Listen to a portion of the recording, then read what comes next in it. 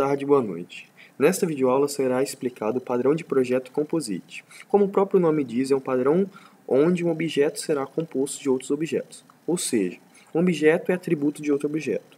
Por exemplo, um objeto carro pode ser elemento do objeto garagem, considerando que garagem é uma lista de carro. Agora, para exemplificar esse padrão de projeto, eu vou mostrar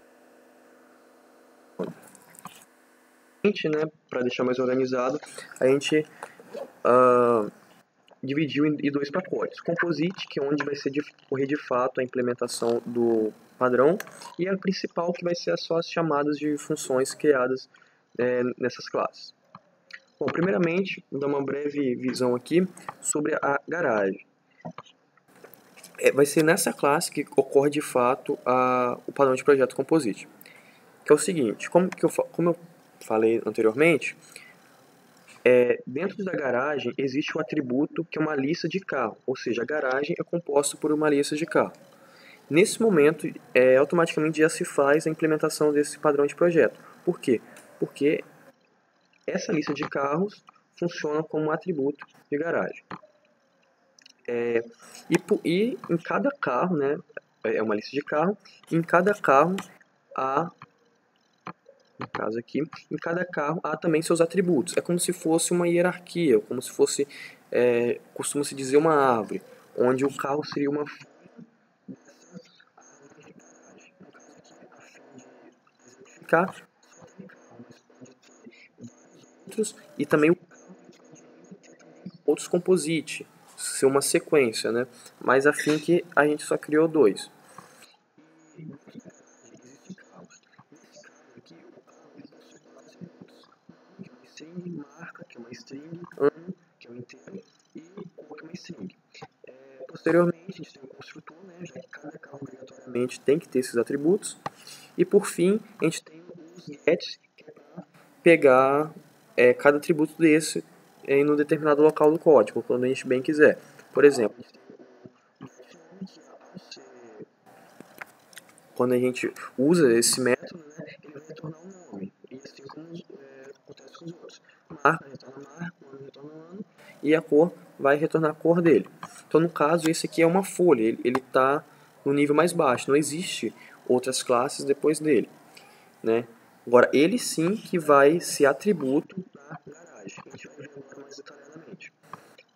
Então, garagem, no caso aqui, tem dois atributos, que é o ID, que é o inteiro para conseguir identificar as garagens. Cada garagem vai ter seu ID. E depois vai ter uma lista, uma array-list, no caso aqui, que é uma lista de carro, que se chama lista carro.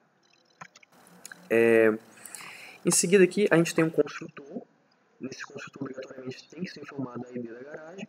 E quando você constrói uma garagem, automaticamente está construindo uma lista de carro.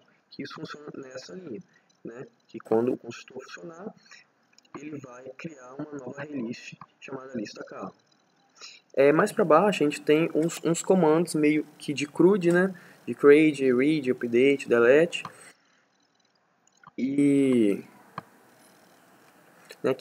que é onde vai ser, nesse local, são essas funções que vão ser adicionadas no carro, removido o carro, consultado a lista de carro.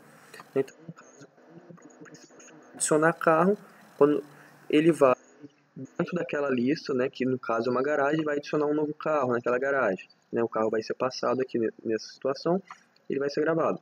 E também tem um remove carro, funciona da mesma forma, só que ele remove, lembrando que esse remove, esse add, já é função pronta de um array list, já que eu já defini que lista carro é um array list. E também tem um get list, que ele vai retornar a lista de carro. No caso, vai retornar a garagem, de certa forma. E o getID, que ele vai retornar o ID da garagem. De forma básica, é isso que acontece nessas duas classes, que é de fato onde ocorre o Composite. Agora vamos testar e ver como que funciona a classe principal, que é onde vai ser chamadas essas funções. Bom, a princípio, a gente cria 3 carros, porque se a gente quiser uma garagem, a gente tem que ter os carros. Então, a gente cria 3 carros a fim de teste. O carro 1, carro 2, carro 3, obviamente notifica o carro.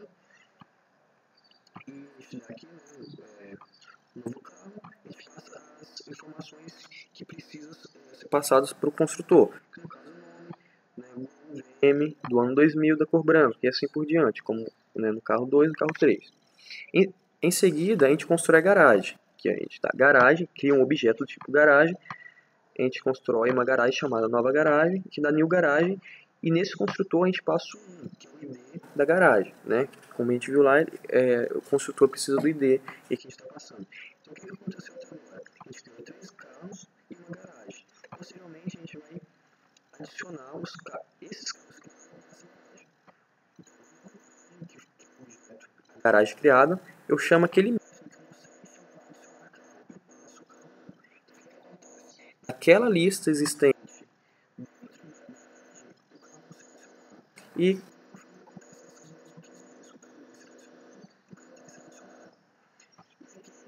a gente fez a gente imprimiu, né, da nova garagem, né, que é no caso a garagem criada, a gente pegou a lista, que é aquela função, aquele método explicado anteriormente, a posição 0, né, o get 0, o índice 0, que no caso, qual que foi o índice 0? É o que foi primeiro a ser inserido, no caso o gol.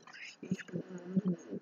Então, se a gente pegou na garagem, a gente pegou a lista da garagem, a posição 0, no caso, o primeiro, o gol, a gente pegou o nome. E esse nome, qual que é o nome? O nome é gol, né, que é esse primeiro parâmetro do construtor.